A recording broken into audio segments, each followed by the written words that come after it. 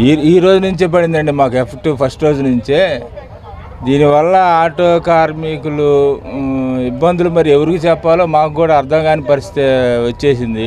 ఈ ప్రభుత్వం వచ్చినాక ఏదో చేస్తారంటే ఏదో చేసి ఆటో డ్రైవర్ల మీద ప్రత్యేక భారం మోపినట్టుగా ఈ ఉచిత బస్సులు తీసుకొచ్చి లేనిపోయిన రిస్కులు తీసుకొచ్చి పెట్టారు.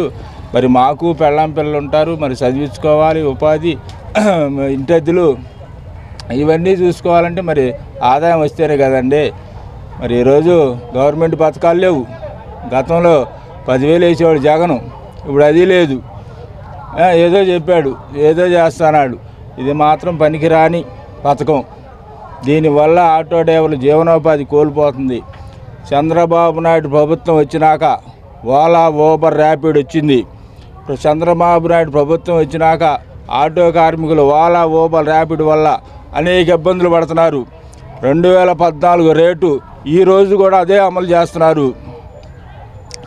ఇకపోతే ఈ రేటు పెంచకపోగా ఈ రోజు నుంచే Ola, Uber rate తగ్గించుకున్నారు.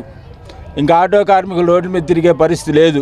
Ola, Uber, rapid బంద్ చేసి ప్రత్యేక యాప్ గవర్నమెంట్ తరఫున ఒక యాప్ వదిలి మమ్మల్ని ఆదుకుంటే ఆటో డ్రైవర్లు ఏదో ఉపశమనం పొందుతాం. ఇది గమనంలో ఉంచుకోవాలి సీఎం చంద్రబాబు నాయుడు గారు. ఆటో డ్రైవర్లతో మాట్లాడుతామన్నారు.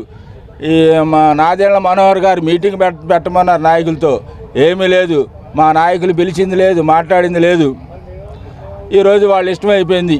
మరి మమ్మల్ని మా బాధలు ఎవరికి చెప్పుకోవాలి? అది అర్థం కాని పరిస్థితి. మరి రవాణా మినిస్టరా, కుటుంబాల పరిస్థితి ఏంటి? ఎవరికి చెప్పుకోవాలి? రోడ్డును పడతారు, రేపు రోడ్డు మీదకి వచ్చేస్తాం, ఆటోలు పెట్టేస్తాం. ఏం జరిగిద్దో ప్రభుత్వం నిర్ణయించుకోవాలి.